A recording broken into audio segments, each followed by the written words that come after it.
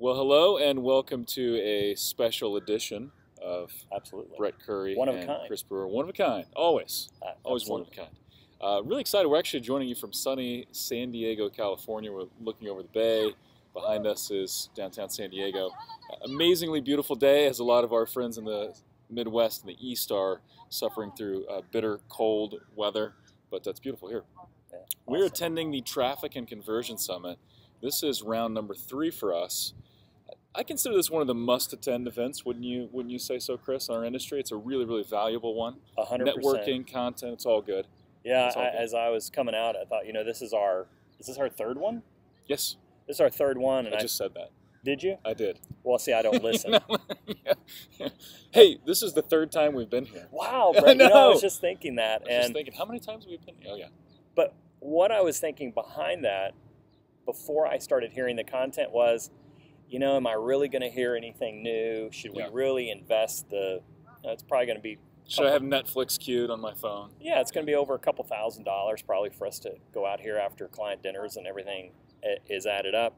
But really, after the first session and seeing a few folks and meeting a few folks, I'm like, wow, we're going to have to come back next year. Yeah, it's fantastic. And so what we want to do is just share with you kind of the highlights. So here are some things that we are taking away and some things we're going to shift because of what we learned here. And what's so valuable about events, I think, is that a lot of times they're going to cover stuff you already know. Like the very first session, and you can talk about you playing hooky here in a minute, but the first couple of sessions, to me, were immensely valuable. And everything discussed, we're doing. But what I found is, wow, we're not doing that nearly well enough, or we're not taking it to this level, or we're not combining it in this way. And so, immensely valuable. I think it would be kind of cool, Chris, just to kind of as a fun warm-up, talk about the way you approach events, because I've got kind of a similar approach. I'll talk about how I do it, but how do you get the most out of an event, and even show them your little visual example there? Yeah, there's a number of resources that I use when I come to events, because you're always going to get the pitch to buy the recordings, right? And it's a great thing to do, but we all know the reality of events like this is they have to edit the content. So it could be actually a few months before we actually get the recordings. Yep. So what I do, and I don't know if I'm being monitored by the traffic and conversion police here, but I take in my cell phone with my smart voice recorder app, and I record the audio of the session, sit close to the speaker so I get good audio coming in, and then I also use my camera while the device is recording to take pictures of the screen so that I can listen and have the visuals later so that I can have my takeaways. And then if there's something really that stands out to me, I'll actually write an actual note. And so my notes might look like something crazy. Crazy like that, okay?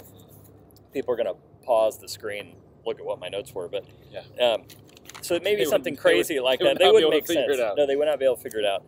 But then what I do is, after I get several pages of notes, and I also, even put it on the handy conference little notepad there, is then I'll take a sheet like this, and then I'll write down resource, takeaway, idea, to do. So you're categorizing your notes for quick reference so you can try to find stuff. Quick reference, and then also prioritizing. For instance, I've got something that would probably be a low priority item on here, which would be like a resource such as FreshKey, which was a resource I got a couple of years ago, but have moved computers and I don't think I re-downloaded it. So one of the takeaways was use the resource FreshKey, which you can get at Digital Marketer for like $10 or something like that. But that's not going to be a high priority thing for me.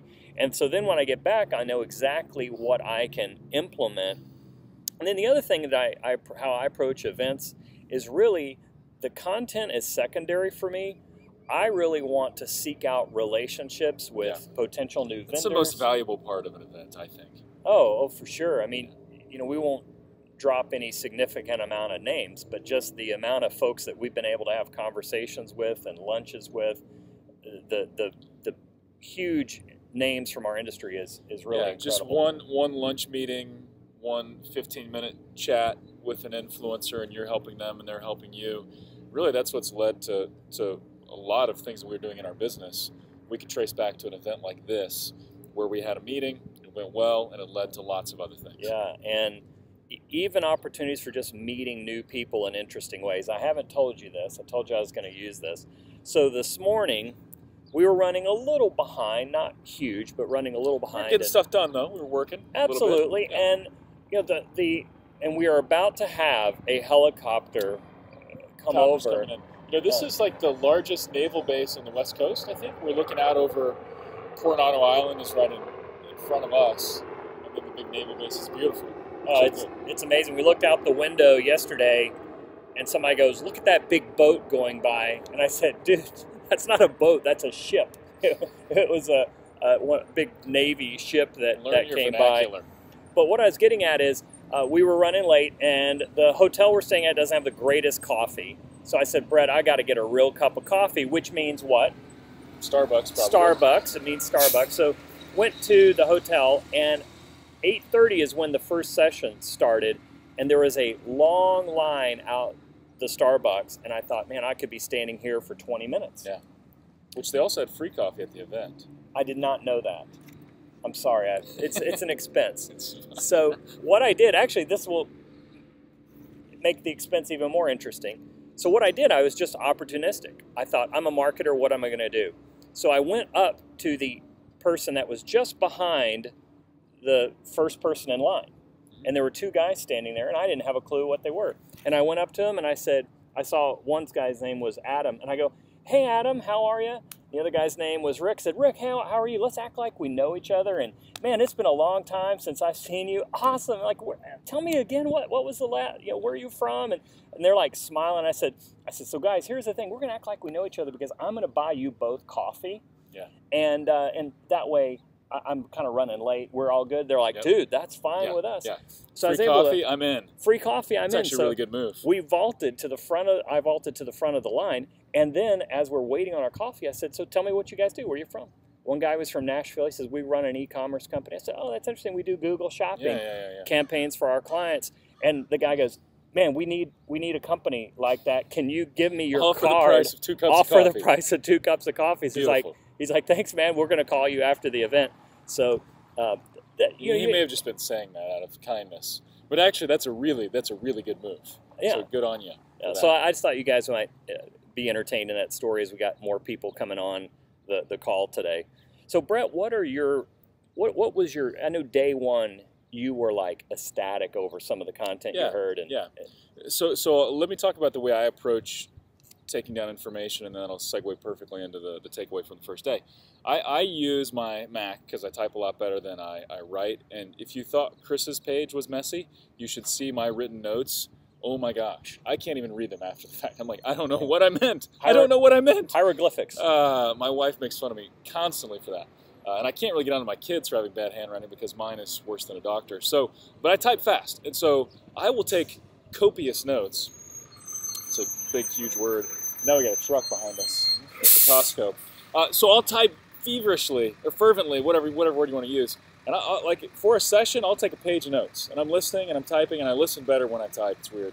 So I've got that. So this is like my detailed notes, and then next to it, I'll have my action items. So I use like text edit on the Apple.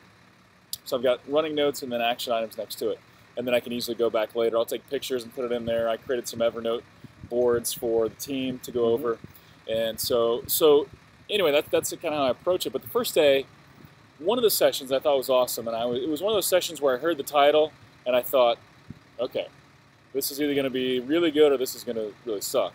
And it turns out that it was great. But the title was SEO is Dead.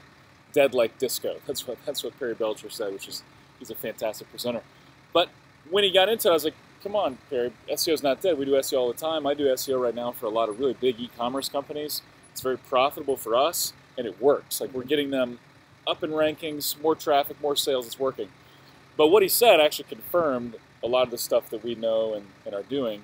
And so there's really just no way to game the system anymore. Search engine optimization is a thing. It is real, but you just can't fool Google anymore. You can't go buy cruddy links. You can't spam a page. There's really no shortcut to get there. You can get there quickly if you provide good content, but there are no shortcuts anymore. So you've got to do the right thing. So really the key now is what he calls UXO, or user experience optimization. You probably heard the term UX. That's where people look at how do we shift things, change things on our site so the user experience is better, so that people do what we want them to do, so that they buy, sign up, so that they engage with us a little bit more. And so he was looking at, and this is something we've known, but he actually kind of took a few things to a deeper level. When Google implemented Panda, or released the Panda update, that was a site quality penalty. So Google was looking at, okay, there's all these SEO people out there that are getting really crappy sites to rank well for keywords they shouldn't rank well for. And love them or hate them, Google lives and dies by their user. They don't live and die by SEO people or even advertisers to a certain degree, because if they've got the users, then advertisers will come. If they lose users, then advertisers are out of there. So they implemented Panda to be a site quality issue. And so some of the things that he talked about, which is really important that Google's looking at now, is, now this is only for content that you want to rank organically. So if you want content, if you want to send paid traffic to content, this isn't as important. But if you want to rank organically, these are important. Thinking about scroll rate. So Google's looking at, someone lands on this page, how likely are they to scroll? So are they scrolling down the page? And there's even a tool called Scroll Depth. It's like scrolldepth.com or something, where you can start looking at that and testing that. So you want to look at some of your pages and see how far are people scrolling. Again, only for pages you want to rank organically. Then you also want to look at, what is the bounce rate? Again, this is something we've looked at for quite some time. Hang on, let me put up a PowerPoint slide. I think that might not even be right. It's probably going to be reversed, but something like that. It's scroll depth something, Anyway, it's something like that. So you want to look at that. You want to look at time on site. One of the things they were talking about, Perry was talking about with his survival company, is that they had some pieces of content where the average time on site was about 45 minutes. Wow. And so what they would do is they would put video in there and pictures and stuff that was really interesting and engaging to those people. And so what Google's looking at is they're looking at, okay, we showed this page for this result, and now people either spent 10 seconds on that page and left, or holy cow, they spent 45 minutes. There's something there that people really like. So that's what they're looking at. One of the things we've always talked about and we've always looked at is how do you get more clicks on the page. So let's say you show up for dentist in your hometown, and let's say you're in position 3 or 4.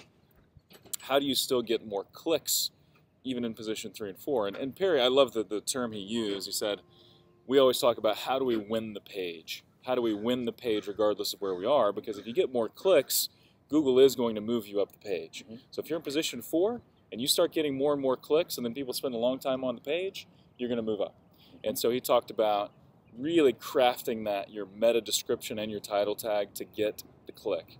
Title tag for ranking, meta description for getting the click. We've already known that. Yeah. But he shared some really cool stuff in relation and just to a quick aside to that, one of the favorite things that I use with clients, I know that some of you may be business owners on this, some of you may be actually digital agencies, and one of the best things that you can talk to a client or the other folks in your office about if they're thinking that an SEO company is the answer to all this, is that people rank websites, or I tell clients, we don't rank websites. People rank websites. But you have to do the things that Brett's talking about and have the knowledge and expertise to do the things that Brett's talking about in order to make that magic happen. Yep. Yeah. So one of the other things, and this was another session, but it totally ties into it, Roland Frazier was talking about how to get black hat results with white hat techniques. So one of the things, again, that they do, and this is a tool we have and that we use, SEMrush. So if you want to make another PowerPoint slide. I'll make another PowerPoint slide. Bear with us. As the helicopter cue that technology. Get the helicopter is back.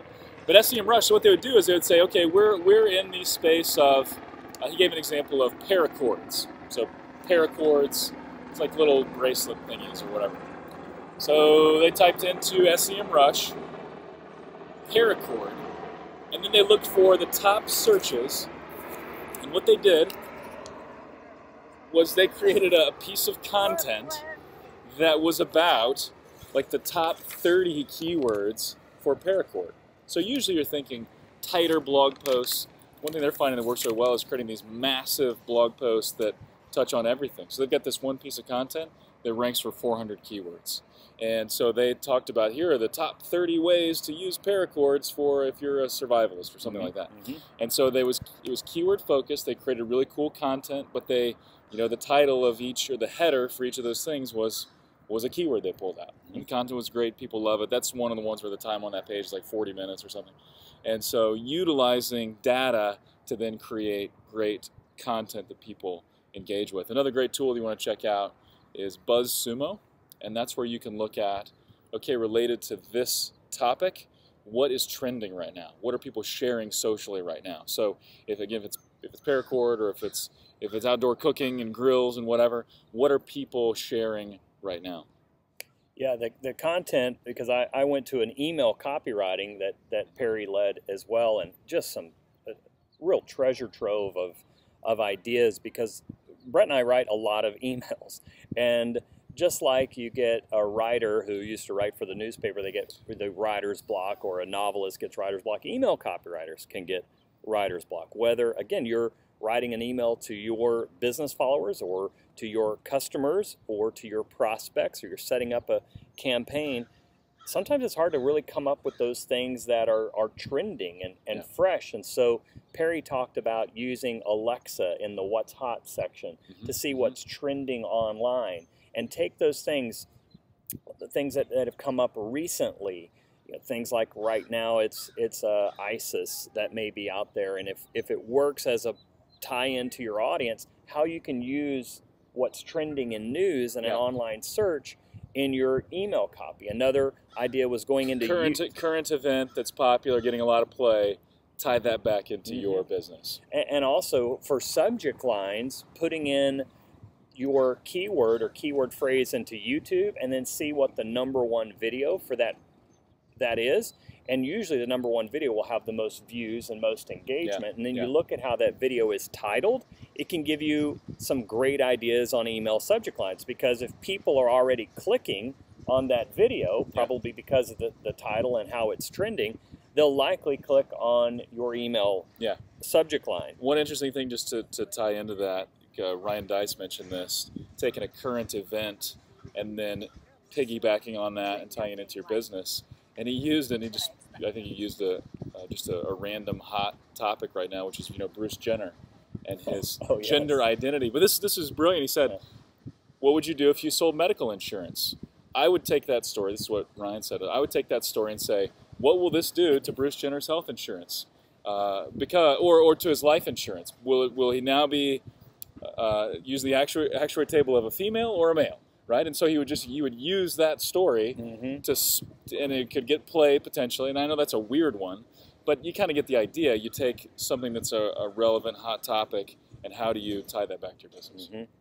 No, that's great. I guess probably a transition right now would be to just give you maybe some random takeaways that I have from the event. Now we have the guy who's writing his, I don't think that's OSHA approved. OSHA would be ticked. He was writing a pallet jack. They may have seen it. I may or may not have done that back when I I worked at a grocery store and then at a home improvement store in high school and college. It does work. Pallet jack surfing, that was awesome. We used to have the electric pallet jacks too, and we would race those things, and tons of fun. All 5 miles an hour of speed-induced thrill. Hair was flying back and living on the edge. So one takeaway for me, and for those of you that might be creating landing pages or resources for your website, one resource that's been out there for a long time is the white paper. And we actually just completed 2 white papers for a client. One was along the lines of how to lose your fear of public speaking. Another was how to gain and retain clients. And we developed these white papers for the client. And one of the things that Perry and Ryan said that they have seen actually convert better is by calling it a free PDF. So a PDF has intrinsic value. It's a thing. And so one idea might be, if you're offering a white paper, why don't you do a second version of that page and call it a PDF resource, and see if that improves your conversions. Some other resources is a website called Pop URLs, P-O-P URLs, and it's another site that's taking the most popular items across like the home space, the tech space, the science space, and other categories, and taking those trending items and how, again, they showed how you take a video out of that and use that to gain more people into your email list. Another takeaway that I had was, and this is one that is kind of like obvious, but you miss it.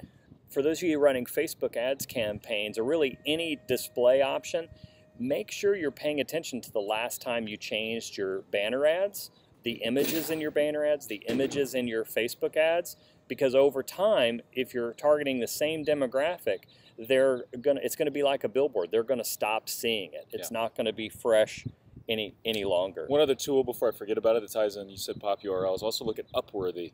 Upworthy is going to show you what's trending socially, and they've got lots of good statistics about what types of content are people sharing, what types of content are people liking and talking about and commenting about. So Upworthy is another good one to check out. So those are really, those are the main ones, and we'll make sure we don't give you too much. A couple of things I mentioned the YouTube auto suggest for video. You can use the same thing for video content ideas. Enter the keywords, and so look for those how-to areas that you can use for developing new video content for your channel. Also, the thing I was really interested in, Pinterest is driving, and we've heard this for a long time, but just if you're using Pinterest in your business, a couple of quick takeaways from that. Make sure you optimize your board covers. So when you go to Pinterest and you see all of the different pictures, I wish I had a visual on this. Maybe we can insert it when we a little bit later or for the replay. But the board covers, most of the folks are just using images, but this individual who is also in the survival space, just dominating, is putting white text on a dark background that describes what that board is about. So you're looking at a page that's got all these images, and there's one obvious one that says survival. There's one obvious one that says shelter, survivor shelters. And that gets people to click on your board a lot more than the others. And the structure, from what I hear of the way and we haven't done a ton with Pinterest, but it's very fascinating, or I haven't done a ton with Pinterest, is you name your board like your top keyword. So your main keyword, that's what you name your board. Exact match. Exactly. The exact keyword. Nothing before, nothing after. And then some of your pins, and those could be your longer tail keywords that you're going to be trying to rank for. Because the speaker was talking about how Pinterest is really a dumb Google, that Pinterest their algorithm is not very sophisticated, so those exact match keywords and things like that. So so I love I'm laughing because of an individual walking by. This environment that we're in. Some people don't need another person to carry on a conversation, so we just had one of those individuals walking by. It was fantastic. She really was heated debate with herself. Which was fantastic. The other little takeaway on Pinterest is a lot of you may have added a lot of pins to your board over time. Now, some of those pins have had engagement. Others are just completely dead or very little engagement. And one thing that you can do, this is great, go through your Pinterest account, remove the bad pins, those that are not getting engagement, and only leave and promote the ones that have been tracking good. And they've seen huge traffic increases when they've utilized that on their different kind of like pruning boards. You're pruning your board. It is pruning. It's like a little bonsai tree, just cutting that thing up. Yeah, absolutely. Hey, quick note on Pinterest. Our good friend Ezra Firestone, smartmarketer.com. Check out Ezra if you're into the e-commerce space at all. He got into the Pinterest ad beta program, which I talked to him about. I'm going to try to get in on that as well. But just like with most things, like with Google AdWords when it first started, super cheap to advertise. And Ezra didn't know what kind of results he would get. But he did a test. It's like, now we got a fire truck coming up here. But he did like a $500 test, and it generated $13,000 in direct revenue for product sales, physical product. But then he also said, but here was the weird thing. He also got some organic traffic and some organic sales that totaled about $7,000, and then some direct traffic that totaled like $3,000. And he said the weird thing is, I only promoted that page and that product on the Pinterest ads. Right. So everything else, the Google traffic, the direct traffic, it also came from the Pinterest ads as well. So something like $30,000 off of a $500 ad spend. Now, that kind of return on ad spend is not going to be here forever. I'm sure Pinterest is going to start raising those rates. But Pinterest ads, check it out. We're going to try to get on that as well. Yeah, Brett, that's about all I have. At least the major things. That's why my note-taking skills are superior to yours. because I have like 50 more things to share. Well, I was incredibly impressed at your recall. Oh yeah, initially it was pretty impressive. And hey, whoever's watching this probably wasn't here, so we could say whatever we want and they wouldn't know. Actually, they're probably just watching that we're here. This incredible takeaway that I had is how you can use Fiverr to rank websites instantly. No. Just kidding. Just kidding. Funny. Don't. Hey, you know what? Before we sign off, should we like try? I was serious. I was going to share a couple of additional things. Oh, you were? Yeah. Well, then, totally please. Serious. Yeah. So, a couple other things. You know, we create content, obviously, and we have a team that creates content. We have freelancers that create content, and it's just a big challenge. And one of the things, you know, we had worked with previous companies when we burned through some companies who created content, and they created, let's just be honest, it was really crappy content. Yeah. Or not too hot. No. Or spun content, which all of that is just the kiss of death. It will destroy you if you put bad content out there. And so, not a lot of people want to be a writer. Not a lot of people want to constantly create great content. It's labor, it's work, it's tiring.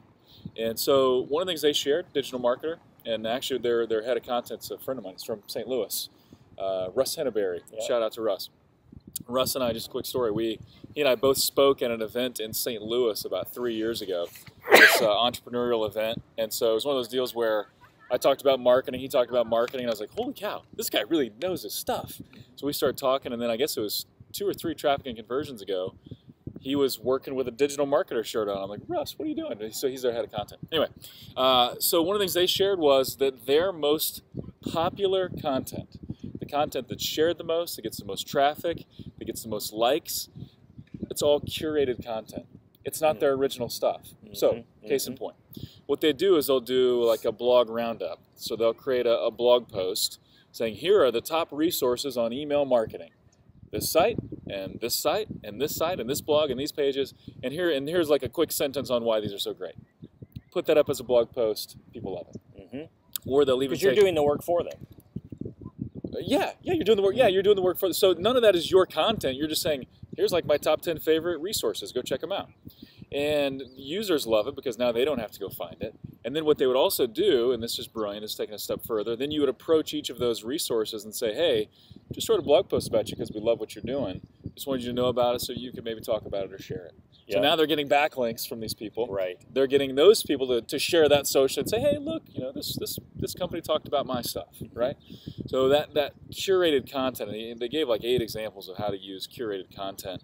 One that I loved was getting experts to all answer a question, like a hot topic. So say you'd reach out to 10 people, 10 online marketers, and say, what is the future of whatever? What is the future of SEO? And you'd get all of them to answer that and tell them, I only want like 3 to 5 sentences. That's it. Yep. So everyone can take 5 minutes and type away an answer, and then you just post that. Really cool stuff. And that was just done with me. I just realized that as you were saying that, is that I had a good friend of mine who's a blogger and very well known. We've had him on DCS calls in the past, Chris Lang. He had asked me, hey, could you give me a 2 to 3 sentence statement on the way you see email marketing in 2015? And hey, I'll source you in my blog post. And I'm like, hey, great. And I thought I was really special. And then when I got his email, he had like 4 other people that he quoted. They were all great quotes, and the piece was very well done, but that would be an example. Great content. Chris didn't write that content. You guys wrote the content. But Chris organized it, Chris Lang that is, and put it all together, and it's going to be a great piece of content.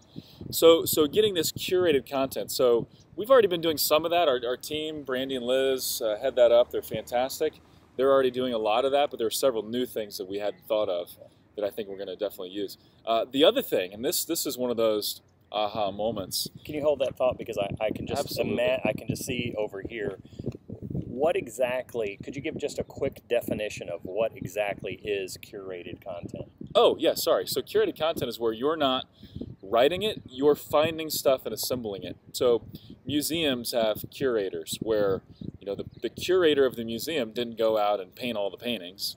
They didn't go out and make the sculptures and stuff. Yeah, isn't that weird? Yeah. So the curator is going out and just finding great stuff and saying, and putting all that together in the museum and saying, come and look at all this great stuff. And so that's what curated content is. You're not creating each little piece. You're pulling pieces in and then talking about. Now, one quick thing. Curated content is not, ooh, there's a great blog post. I'll copy it and paste it into my blog, and now it's curated content. That's called stealing and plagiarism. You can take a blog post and reference it and say, here are my 2 paragraphs of thoughts on this blog post, go check it out, or my thoughts on this video, go check it out. And so yeah, that's curated content. Yep. So one of the things that I think was just huge for me, and it's one of those things where as a marketer I thought, man, why didn't I make that connection like they did? But that's why we come to these events. So we've been doing remarketing now for how long would you say? I mean, it's like when Google first started allowing it on AdWords. We've been doing remarketing a lot. Yeah, we're good. So we've been doing remarketing a long time, and we get busy. Remarketing is just a small piece of what we do. So we kind of set it up as, okay, they visit your site. We'll create a great ad that hopefully will bring them back. Because 98% of a site's visitors don't purchase or make a conversion right away. You need to get them back. Right. So we'll create a nice ad and get them back. But the way they're looking at it, they're definitely taking it a step further. They're looking at it as those remarketing lists. And they're called lists because, there's our helicopter again. Chris, was the last time we were here? 2 times ago. So we came to speak at Ezra Firestone's event, I think. We got to eat out of the place out on the water. Remember we saw the Navy SEALs come in on their... on their wave runners. I think those may be Navy SEAls right there. I think we may be being reconned. I think we're being watched. That's the third flyover. Keep your voice down. I know. This content is so incredible. The military is interested. Navy SEAls. Yeah. So thinking about those as owned media or as lists. Because what I was explaining was, to do remarketing, you have to build what's called lists. And remarketing is really easy now with Google Analytics. You don't have to even change your code. You can there's a checkbox or a little thing, a little slider you move over to start collecting lists. And basically what that means is you're pixeling someone. You're telling analytics, when someone lands on this page, pixel them, put them into a list that we can remarket to. And so the way they're looking at it is they're trying to get really defined pages about, hey, here are people that are interested in Facebook marketing, people interested in blogging, people interested in email.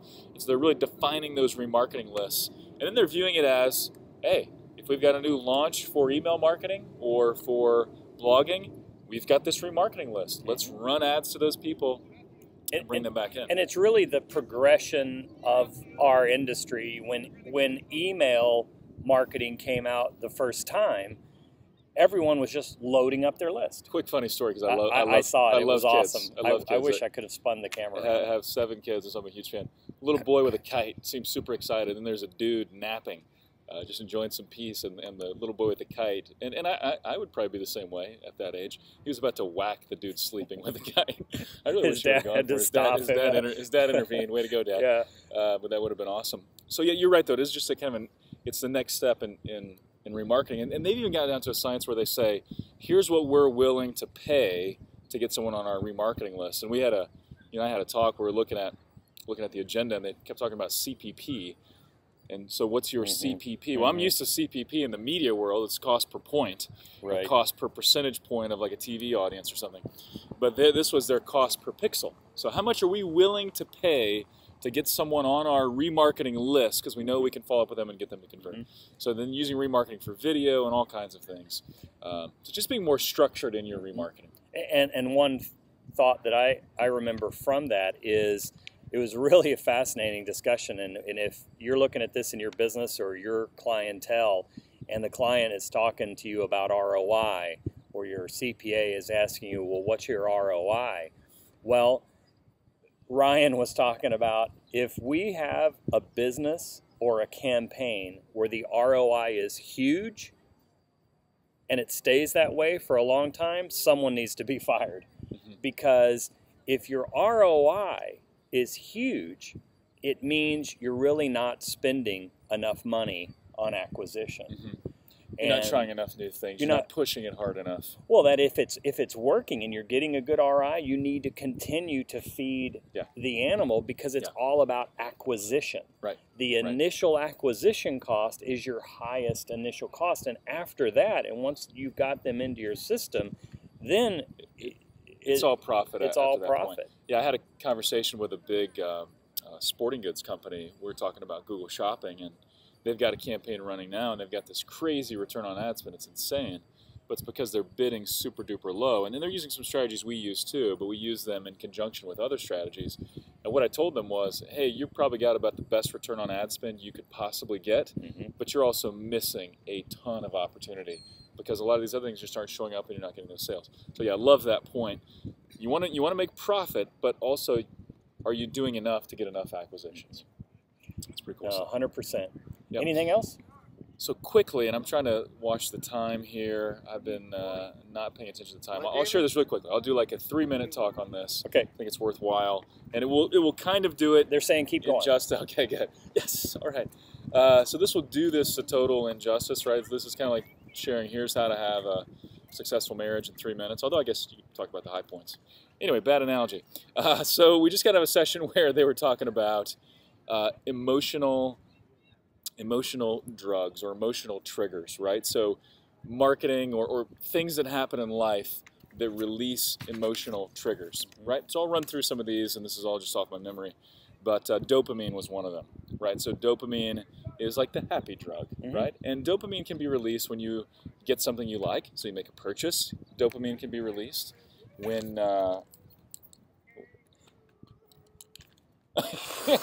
it can also be it's like it's similar to cocaine, like crack cocaine. It's very short-lived though. Dopamine is, and what's interesting is dopamine really spikes right before you get whatever it is that you want. So dopamine is like also anticipation plays into that. So one of the examples they used was that's why if you go to a concert, the headliner band doesn't play first. You've got a couple of warm-up acts, and then you have to wait a little while. And because that anticipation builds up dopamine, and it gets people more excited. So you've got to have that build-up. You talked about if you were in the desert walking to and you're dying of thirst, and you see water, and you're walking towards it, dopamine is going to really start to rise at that point because you're like, hey, I'm going to have this need satisfied. I'm going to get what I need. That dopamine will then drop as soon as you have the water and know that you're going to be okay. Dopamine will drop at that point. Okay, so it's just understanding this anticipation. He did also say that we just had an example of potential anticipation, and then the dopamine crash. Someone was scavenging right by us. Yeah. So that's dopamine. And I had another thought. Oh yeah, so he said if you're building up a lot of anticipation, you better be good. And so another example we used was Bill Clinton. That Bill Clinton, I think he exaggerated on the numbers a little bit. But Bill Clinton would pause just briefly before he'd give an answer. And so he would build that anticipation because Bill Clinton Leslie, fantastic. Let me tell you this. Fantastic communicator, that Bill Clinton. Love him or hate him or in between. He was a great communicator. So that's dopamine. Another one was oxytocin. Oxytocin is like the connection drug, and this is where this really comes into play with family and connection. And so if you look at people in third world countries or those that don't have anything but they have family, a lot of them are very happy, and so their emotional drug of choice. Well, associations like events, events like this. Yeah, so you get like-minded people together where we can geek out and talk about cost per pixel and cost per acquisition and the things that we like to nerd out about. That creates this tight association. So oxytocin is really important, right? Talked about serotonin, which is the status drug. And by the way, oxytocin and dopamine are both pretty short-lived. I don't remember the time periods, but they're both short-lived. Dopamine is the shortest-lived. Serotonin is more like a status or power or achievement drug. So you win an award, you get certified in something, you get to speak in front of a big group and you hit it out of the park and people love you, or standing ovation, whatever. That creates serotonin. Or it could be our bookkeeper watching an exercise video. What? Serotonin. Oh, that's awful. Our bookkeeper's name is Sarah. Man, I had no idea where you're going with that one. Sorry. Serotonin. All right. So serotonin is like an achievement thing. So this example was used. If you look at really rich areas of the country where people have everything, and they're driving nice cars. Orange County was one he gave an example of, not too far from where we are right now. And he said, some of those areas have the highest rate of Prozac prescriptions because they've kind of abandoned the oxytocin a little bit, either by choice or by other reasons. They don't have all the strong connections, but they do have serotonin. It's just surface. Some of it's surface. Things. And that's a generalization. They're great people in Orange County, of course. But so serotonin is like this achievement thing, right? Then you get endorphins, which usually happen by physical exercise or by doing live strain, webinars, things like that. He did talk about that's kind of hard to trigger with words, but if you trigger memories, that can trigger endorphins. There are a few others, cortisol, which actually, I read an article about cortisol. It's almost like a natural caffeine, but it also has some negative impact as well. Cortisol is what leads to worry often. Cortisol is like our worry, our fear of harm, and it actually lasts the longest, which is unfortunate. But cortisol, when it's in your system, can stay in there for a long, long time. So anyway, the whole idea, and we'll kind of wrap a bow around this, is if you're thinking about your marketing and the progression that you're taking, are you too surface level? Are you really just triggering one emotion to get someone to buy what you have to sell, or are you triggering more than one thing? And I think easily everybody should be able to trigger dopamine, right? Because if you're selling stuff people want, that's easy. But then also this oxytocin, where you're trying to create this community around your product. You're trying to create this association, even if it's all just virtual, even if it's all Facebook or in a forum, if you're using a forum or whatever, but creating this association. And then also the serotonin, keeping that in mind as well. Like how can we attach some kind of status to this? Mm-hmm. It doesn't have to be like wealth status necessarily, but I'm into grilling. I talk about grilling a lot, but I've got a Kamado Joe, which I believe is one of the best grills on the planet. It's rated one of the best grills on the planet.